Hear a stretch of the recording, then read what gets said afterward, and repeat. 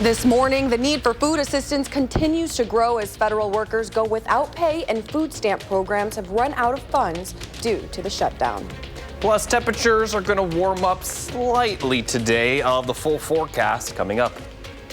Well, it is Sunday. Thanks for waking up with us. I'm your weekend morning anchor, Michelle Renee Quinn. And I'm meteorologist Jacob Montesano. Today is Sunday, November 2nd, also known, well, it's not this day every year, but Daylight Savings Day. I'm sure everyone's going to wake up with a little bit of a pep to their step with that extra hour of sleep. I had a little bit of pep. I had an extra hour, so I'm feeling it.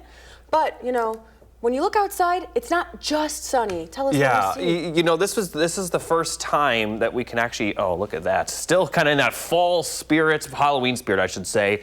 And although this is, you know, the first time in a while that it's this bright out at 7 a.m., taking a look outside, here's a live view from Platteville. There's quite a bit of fog out there. Now, the fog has improved from just about 30 minutes ago, so a little bit better visibility now, but still going to have that dense fog advisory across far southern Wisconsin, especially south central and southwestern Wisconsin until 8 a.m. Now, looking at the current visibility, you can see some areas with visibility down near zero, Lone Rock at zero, Madison at a half a mile, and there are some areas that could be even worse. So definitely, especially in southern Wisconsin, take it easy if you have anywhere to go this morning. It's also very, very cold right now, especially compared to the last couple of mornings. Now, I don't have the number for sure, but this is very close to the coldest temperature that we've seen so far this season. Middle 20s across much of southern Wisconsin, lower 20s in central Wisconsin. So definitely a cold start to Sunday, but the afternoon highs will actually be a little bit warmer compared to yesterday. We will be a bit breezy, and we're not going to see a ton of sunshine,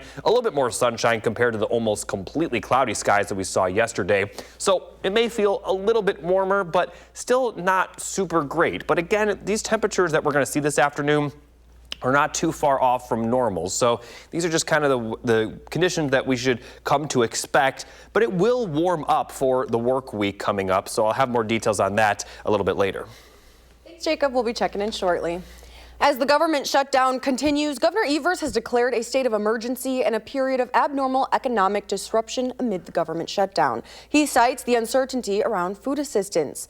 The governor directed DATCP to crack down on price gouging, saying, quote, "My executive order will ensure our state agencies can do whatever they can within our power to help support kids, families, farmers, seniors, veterans, and so many others across our state."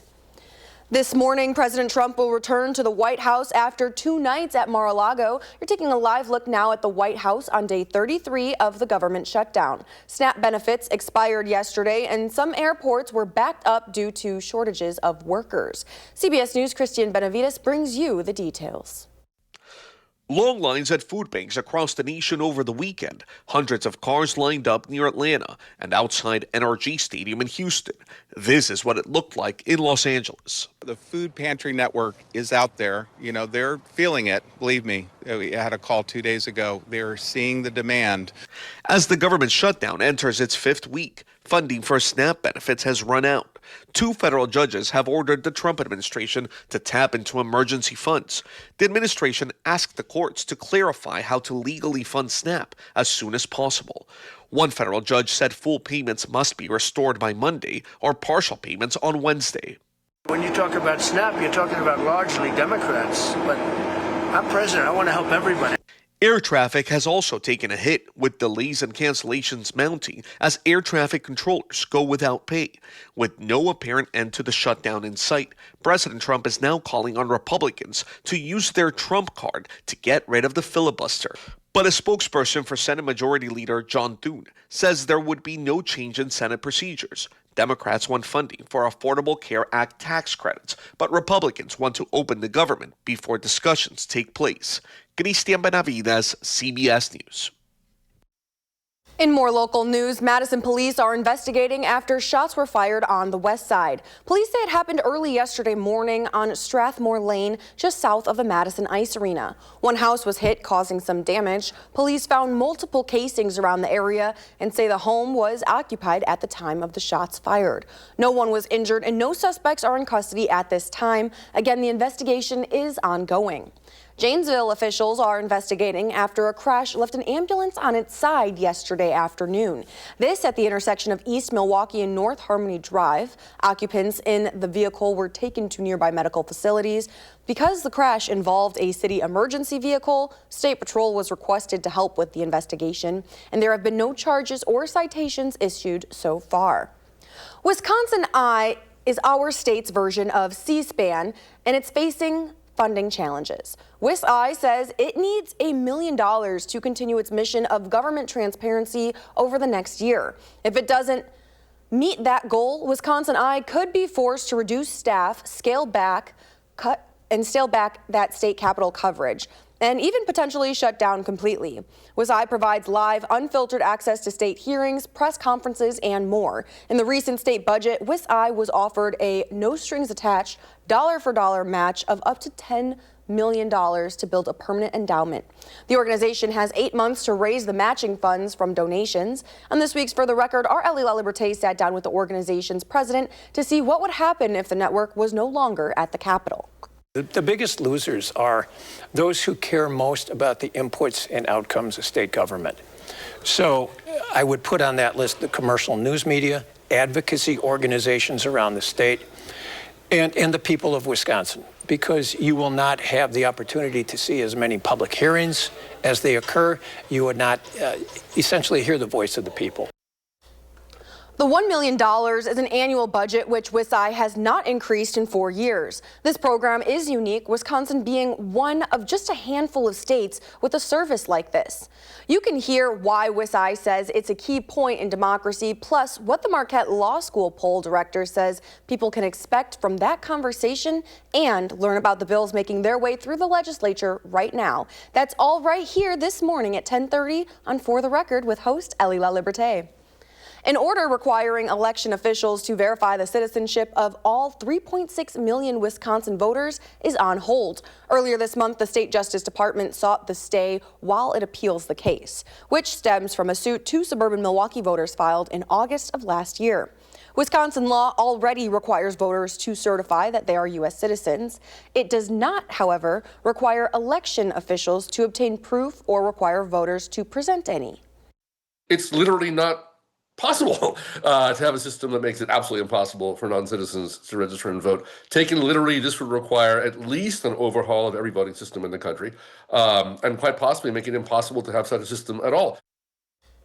It's unlikely this issue will be resolved before the state elections in February and April. Still ahead on weekend mornings, how the state legislature is looking to make sure no deer goes to waste this hunting season. But first, I'll be back with a full look at the forecast for the upcoming work week. So keep it here. This is Weekend Mornings.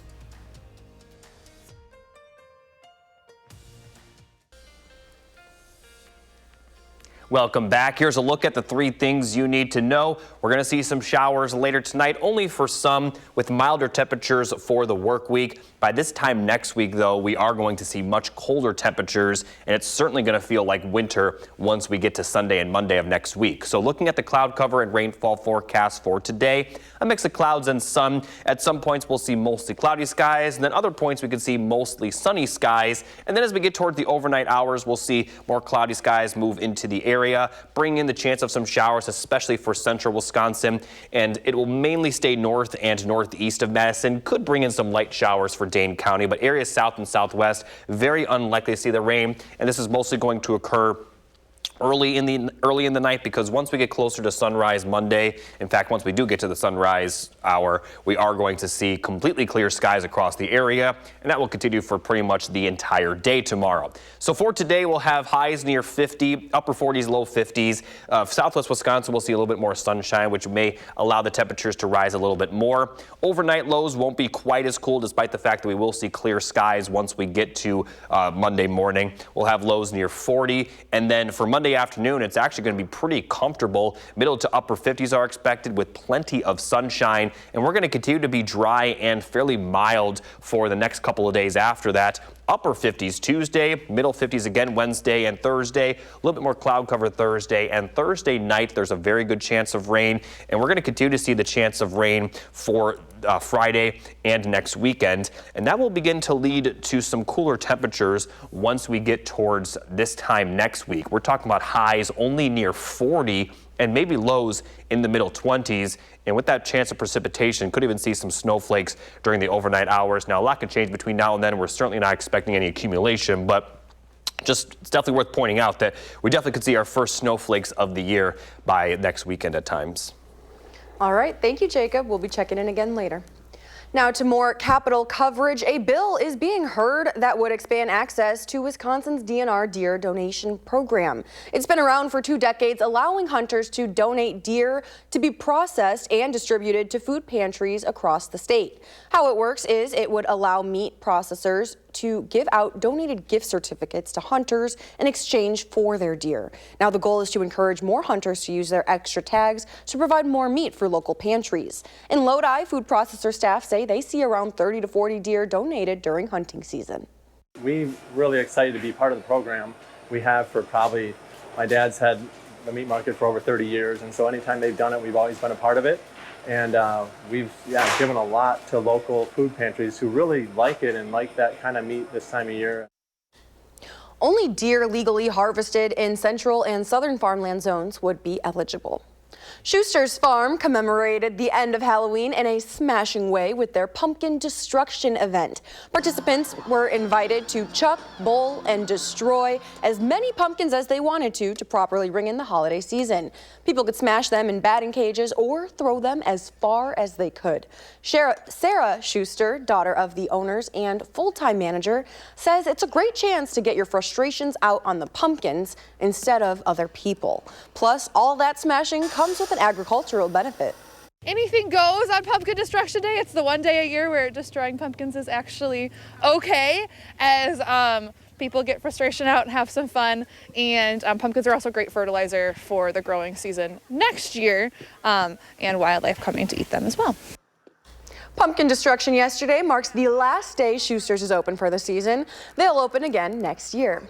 Still ahead, we are hearing from Starbucks employees rallying for better conditions. That's coming up in the next half hour. But before we head to break, you need to email me a song to Mr. Quinn at WISCTV.com with the subject line playlist pick. Tune in on weekend mornings to hear your song and keep it here because we'll be right back after the break. You're watching Weekend Mornings.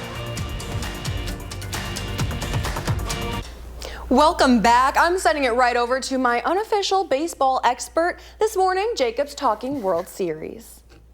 Thanks, Michelle Renee. It is often said that the best 2 words in sports are Game 7, and boy, did we have one last night. Now, this game had everything. In the 9th inning, with the Blue Jays just 2 outs away from clinching the title, the Dodgers' Miguel Rojas hits a home run to tie it.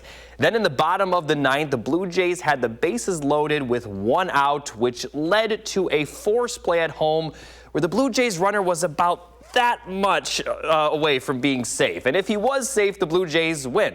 But alas, we go to extras. In the 11th, the Dodgers take the lead with a solo homer to make it 5-4, and that leads us to the final moment of the game. Runners on first and third with 1 out for the Blue Jays. Alejandro Kirk is up. Let's see what happens. He's going to hit a grounder, break his bat, and heartbreak for Blue Jays fans as he grounds into a game-ending, series-ending, season-ending double play. And the LA Dodgers are the first World Series repeat champions in 25 years. Holy cow. What a game. That bat just snapped in half. The whole game was a lot to watch for those Dodgers fans and those Blue Jays waking up this morning. Yeah, I don't know how a Blue Jays fan can wake up today after that loss. That's tough. All right, well, thank you, Jacob, for that sports fix. The Wisconsin Chamber Orchestra will host 2 concerts of A Charlie Brown Christmas with strings in November, and here's a sneak peek.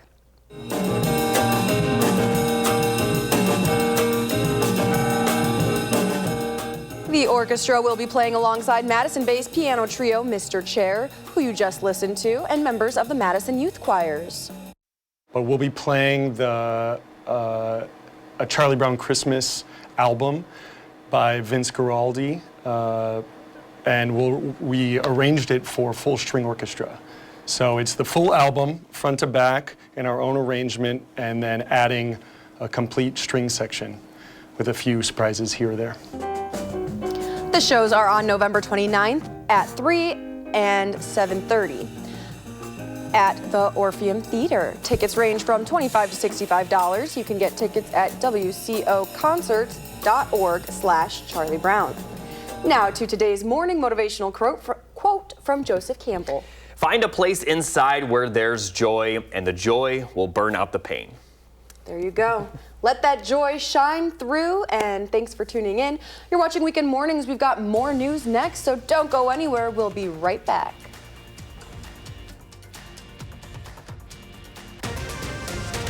Right now, Starbucks employees are rallying. Why workers in Madison are ready to head to the picket lines. Plus, temperatures outside today will be slightly warmer. I'll have a full forecast coming up. And the social media post accusing MMSD employees of sexual assault. Why police confirm it is false. Well, good Sunday morning, and thanks for waking up with us today. I'm Michelle Renee Quinn. And I'm Jacob Montesano. You're watching Weekend Mornings. Today is Sunday, November 2nd. Did you have a good Halloween? I had a wonderful Halloween. How about you? Oh, I had a great Halloween. I went to a wedding on Halloween. I've never been to a Halloween wedding, and it was really cool because like everyone dressed up. Actually, it was a lot of fun, and there was candy, and yeah, it sounds like a fun time. It's probably one of those. It's probably something that I don't know if I'm ever going to do again. So I mean, it was a cool experience for sure. There you go, definitely. Now the other thing that happened this weekend was daylight savings, and you know it's pretty bright out at this point of the morning.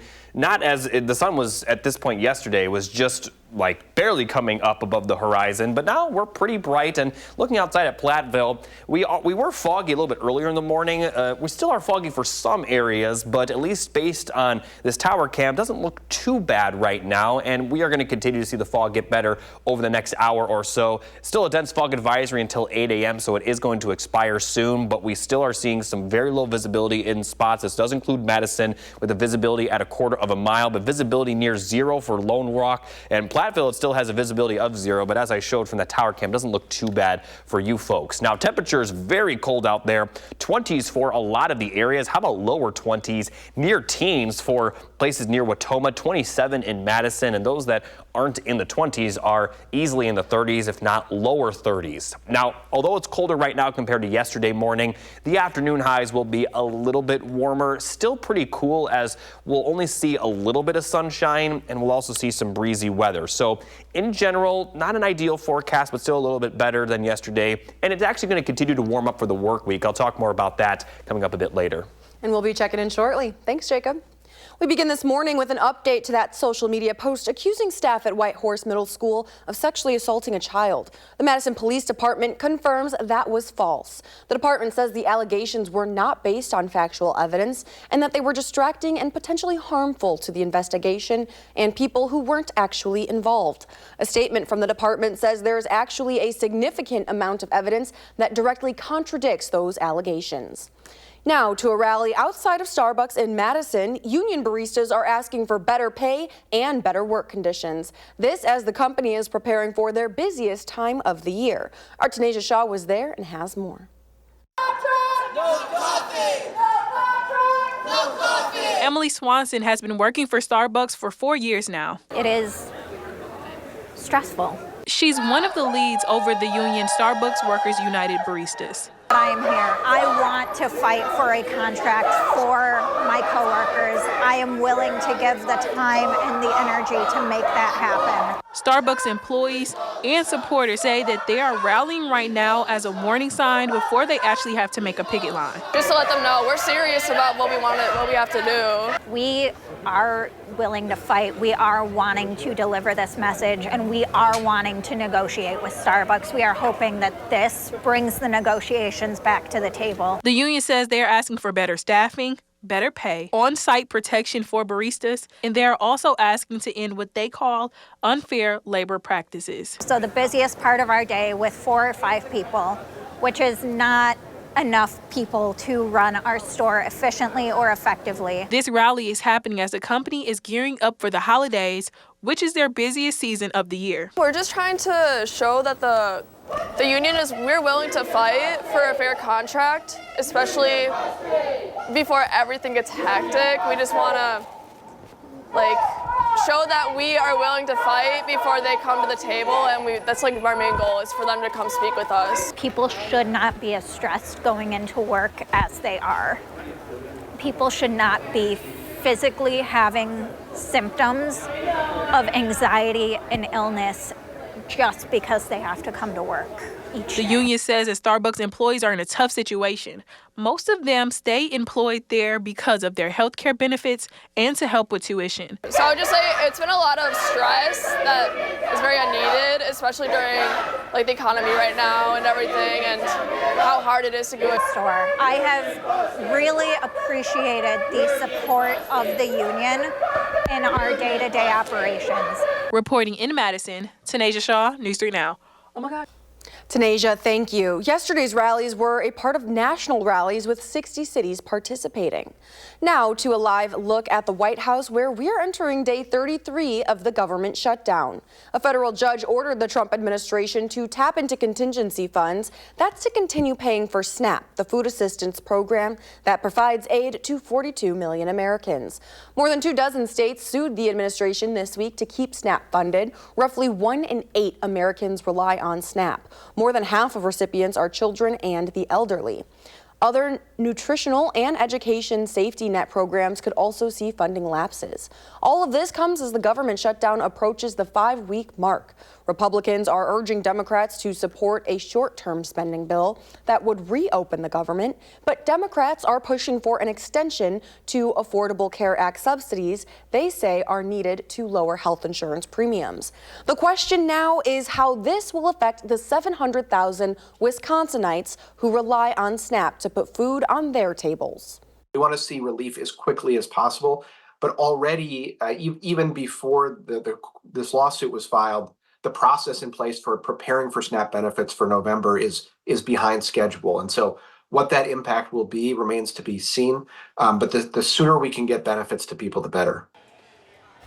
The judges expect updates on the administration's progress and its compliance with the ruling on Monday. With the delay, people who receive SNAP benefits may end up needing to go to the food pantry anyways. Second Harvest says it's ready for an increase in demand. We are activating an emergency response protocol here, and as part of that, we have doubled the amount of produce that we're going to be sourcing and purchasing and getting that to our partners at no cost so they can distribute that to families. For every $20 someone gives to Second Harvest, it can provide up to 5 bags of groceries to a local family. To donate, go to secondharvestsw.org. And as the government shutdown continues, Governor Evers has declared a state of emergency and a period of abnormal economic disruption amid the shutdown. He cites the uncertainty around food assistance. The governor directed the Department of Agriculture, Trade, and Consumer Protection to crack down on price gouging, saying, quote, "My executive order will ensure our state agencies can do whatever they can within our power to help support kids, families, farmers, seniors, veterans, and so many others across our state." Still ahead, we are running through more headlines. Plus, as always, Will Loper has the 3 things that you need to watch. Stick with us. We're back in a bit. Weekend mornings.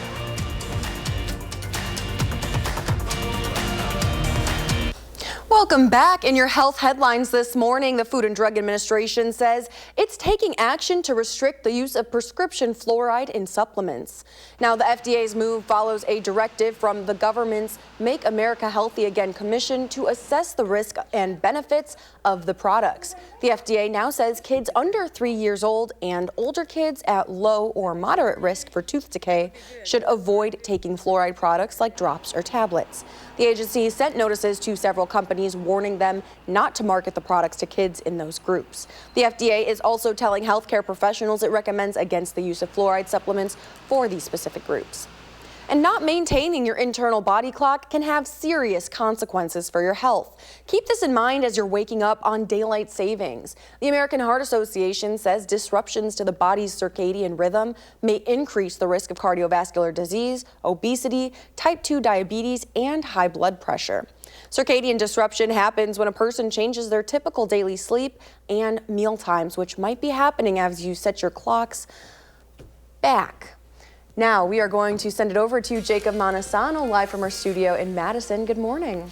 Good morning, Michelle. Renee, with the month of October coming to an end, let's take a look at the temperatures throughout the month compared to normal. The blue days are when the temperatures were below normal. The red days are when they were above normal. And really over the last 2 weeks, temperatures have either been below normal or barely above it. But for the entire month, we are about 4.5 degrees above normal because a lot of the first half of the month was very mild. In some cases, we were nearly 20 degrees above normal. And as we take a look at the entire year, we've had a few months where the temperatures were below normal for the entire month, but October compared to normal, the second warmest month after March. But in general, this year so far is not as warm as last year was, at least for Madison. Now, as far as rainfall goes, we didn't really see much of it. The rainiest day was October 18th, where we barely had a half inch of rain. Actually, we didn't even have a half inch of rain. And so for the entire month, we were over an inch below normal. And taking a look at the amount of rain we've seen this year, don't worry about the left side of the graphic. That's just so far this month. And obviously November's, it's only been one day.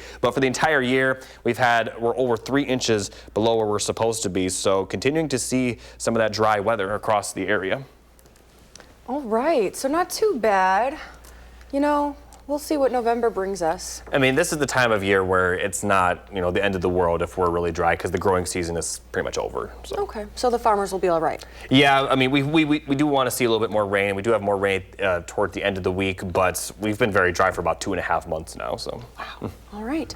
Well, before we send you off to Will Loper, we've seen a few things ourselves, and we're no Will, but we are ready to give you a review. So if you remember from last week, Will talked about how that movie Weapons was on HBO Max. I watched it. Very interesting. The first hour and a half, it's this whole mystery about what happened. The plot is the kids disappear. That's not spoiling it because that's in the trailer, where the kids disappear and you're just wondering what's going on. The last half hour I felt was pretty generic. I don't want to spoil too much, so that's all I'll say, but still a great movie overall, I'd say. Okay, and earlier you said 8 out of 10. You're just sticking with that? Yeah, I'd say 8 out of 10, yeah. Awesome. I still want to see it, so I'll see if I match your rating. I saw Loot, and I just saw the first couple episodes of that series. It's so good so far. With Maya Rudolph, she's hilarious, going through about okay, well, what am I going to do with all of this money that I have? So she's just so funny. But I know you watched One More Thing with Emily. Yeah, me and my wife, we watched the second season of Nobody Wants Us. That's a show where this girl falls in love with a rabbi and she can't really be with him unless she's Jewish, and so she struggles with converting to Judaism. I thought it was a very funny season. It didn't really advance the plot very much. The ending felt very similar to the ending of the first season, but still very entertaining. Like I said, I laughed a lot and certainly was funny.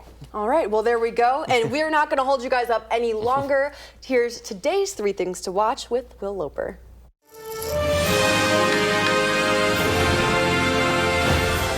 Could you tell us the events of the evening up to the incident?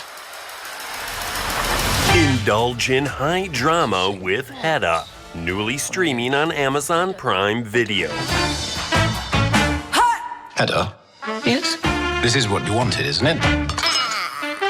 Money and the house. The party. Charming. I love your flower thing. Tessa Thompson plays Hedda in the film based on a play about a woman bored in her current marriage who gets a jolt when a former lover shows up. Hedda, darling, what are you up to? You'll see. You're not leaving, are you? Best to resist temptation. Oh, come on, Eileen. You're stronger than that. Macau, gambling capital of the universe. Here, card games can change your life in an instant. Place your bets on Ballad of a Small Player, newly streaming on Netflix. You stole a considerable sum of money from a client. I've made some mistakes, right? Who hasn't?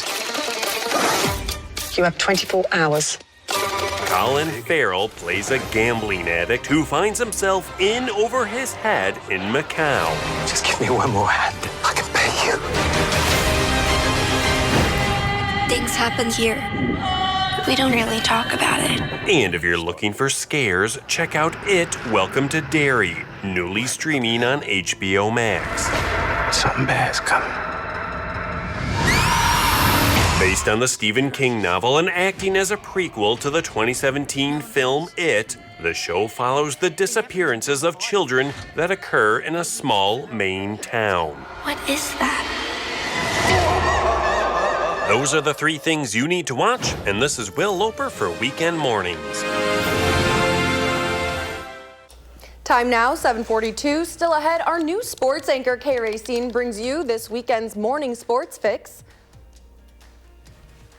And I'll be back with a full look at your forecast for the upcoming work week. Keep it here. This is Weekend Mornings. But first, if you have a little kid turning 3 soon, let us know so we can share their picture and wish them a happy birthday on TV. You're watching Weekend Mornings. Don't go anywhere.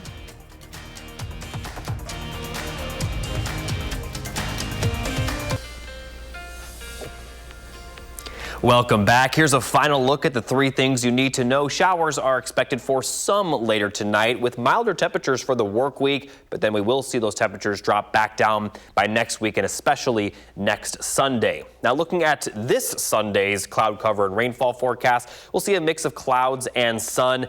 Not going to see a ton of cloud cover, but also not a ton of sunshine. So just a little bit of both, about 50-50 overall. And then as we get towards the overnight hours, we are going to see some showers roll through parts of the area, mainly for places north and northeast of Madison and central Wisconsin. But even those areas will only see some light showers, and everyone will see that rain clear out by the time we get to sunrise Monday, with plenty of sunshine for Sunday. And we also will see a mix of sunshine today. Highs near 50, upper 40s, lower 50s in general. A little bit breezy at times, but wind's not going to be too dramatic. Overnight lows will drop to near 40, so not quite as cold as this morning. In fact, the temperatures tomorrow morning will actually be a little bit above normal compared to the average low. And then the highs for tomorrow afternoon will also be above normal, middle to upper 50s with plenty of sunshine. Now, as I mentioned, we are going to see some breezy conditions today, and this will continue for the next couple of days. Gusts up around 25 to 30 miles per hour today, maintaining some breezy conditions overnight. Not going to be too bad, but the winds are going to pick back up again for Monday. Again, 25 to 30 mile per hour wind gusts, nothing too extreme. And we're going to have at least one more day of some breezy conditions for Tuesday. Once again, gusts up near 25 miles per hour. Now, as we take a look at the Packers game forecast, we'll see a mix of clouds and sun similar to us here in southern Wisconsin today. Temperatures in the 40s for much of the game. They'll rise up into the lower 50s by game's end with some windy conditions and in general some increasing clouds. Should stay dry for the game, maybe some rain later in the evening for Green Bay. Not going to really see that rain here in Madison or La Crosse today, but everyone will see the sunshine and warmer temperatures tomorrow. Lower 60s are possible for some areas, and across the board, Monday through Wednesday looking very good, above normal, sunny, very, very nice, all things considered. Thursday will also feature some mild temperatures compared to normal. Some cloudier skies, though, and that will lead to a very good chance of rain Thursday night. And then from Friday through the weekend, we'll continue to see some small chances of rain as temperatures cool down for Sunday and Monday of next week. Highs may only be near 40, with overnight lows possibly in the middle 20s.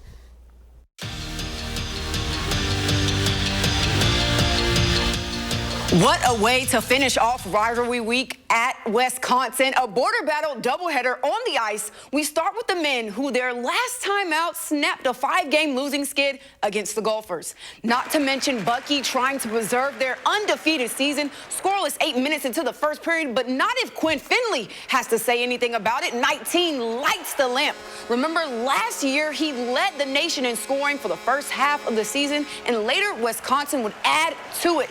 And how would they get it in? With Quinn again. He skids one in for a one-timer, and Wisconsin sweeps Minnesota. What a weekend for the Badgers, who take it 4-0. And on the women's side, Wisconsin looking to bounce back after suffering their loss. The first loss in a long time, Nash Dara reports. At the LeBron Arena, the Badgers had a shot at redemption. Right from puck drop, you could tell that this game was going to be a completely different story from last night's disappointing finish. The Badgers were able to get on the board twice in the first 3 minutes of the game. Some good puck movement from the point down to the slot created some chaos in front of the net, and Minnesota goalie Hannah Clark, who was lights out last night to set up the rebound goal from the knees for Maggie Scannell. And that would just be the start of it. From there on out, it was all Badgers in this one. The Badgers would go on to rout the Gophers, scoring a touchdown and an extra point in this one, winning 7-2 in a game that would be referred to as a stat booster. At the LeBron Arena, Nash Dara, News 3 Sports. After a statement of a season, the Wisconsin women's soccer team kicked off postseason play in the first round of the Big Ten tournament. And no one told Iowa it's easy to score with an empty net. Brooke Allen nets the Badgers' second goal. They advance, winning with ease, 3-0. In wrestling, it's time in Madtown. The Wisconsin Badgers hit the mat yesterday to start the season against the North Dakota State at 149. The Badgers were doing just fine. Joseph Zarga wins 5-0, and the Badgers dominate the Bison in the meet 36-3. Bucks off to a good start, looking to win the third straight over the Kings, and they were up big early, and Giannis was doing Giannis things. The jumper no good, don't worry about it. The Greek freak puts it back with authority. That ties them up, but that'd be the last. The Bucks would go on to lose a close one in Milwaukee, 135-33. Elsewhere on the basketball floor, former Oregon High School standout Vaughn Carvalho committed to Indiana. He is a top 50 recruit in the country. To the volleyball court, because last night someone was punching their ticket to the state tournament, but it's good news because it was between two teams from our area. Memorial, a 7 seed, looking to continue their Cinderella story, but Verona had other plans. A pass from the libero, and Macy Streamlow spikes one down the line. The Wildcats would take a big lead that the Spartans would try to cut into, but they couldn't. Verona advanced to the state tournament 3-1. Elsewhere in Division I, Waunakee playing an undefeated Homeland squad, but that wasn't a problem. Second set, and Lauren spikes it down. The Warriors win it straight sets and are off to state. And that's all I have for you guys this morning. Have a great Sunday. Okay, thank you. You guys keep it here. We're sharing our favorite past costumes. You'll remember we mentioned them a couple weeks ago. My brother and I are dressed up as each other, and Jacob and his wife were Ash and Pikachu from Pokemon. We're back right after the break, but first, a look at what's to come on For the Record. Coming up on For the Record, we sit down with Marquette Law School poll director Charles Franklin about the latest statewide data, what it tells us about the 2026 gubernatorial race. Plus, Wisconsin's version of C-SPAN is facing funding challenges. We sit down with Wisconsin Eye about transparency and access at the state capitol. That's ahead this morning on For the Record at 10:30. You're watching Weekend Mornings. Watching Weekend Mornings. Finally this morning, you guys might have been waiting a couple weeks in October for this one, but we're sharing those costumes that we promised you a few weeks ago. So here they are. This is a picture of my brother and I. I was in 4th grade, he was in 5th grade. We're dressed up as each other, and you can see the original photo. That's really cute. I would say it's pretty spot on. You know, I took a little pantyhose, put it on my head. And here's this couple. This is me and my then girlfriend, now wife. This was our first Halloween together 9 years ago at this point.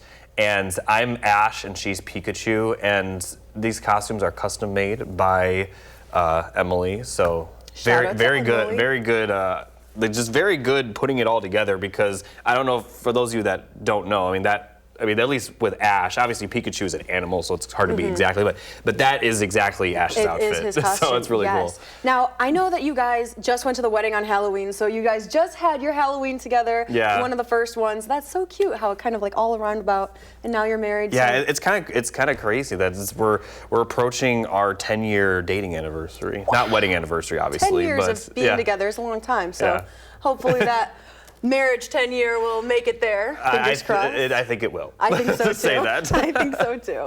Well, now we're going to give you today's morning motivational quote. It's from Joseph Campbell. Find a place inside where there's joy, and the joy will burn out the pain. And this is always good to remind everyone when they're having a bad day. There's always some joy in there. Let it resonate to you, and if that joy comes out, then your day can turn around, or the time of life you're in can just make it seem a little bit less strenuous. Absolutely. This is what we're setting you off with, guys. We want you to find that little bit of joy. Thank you so much for tuning in to Weekend Mornings. Coming up next is CBS Sunday Morning, followed by Face the Nation and For the Record. Our next newscast is coming up at 5:30 p.m. and you can always find us streaming 24/7 on Channel 3000+. Have a great weekend.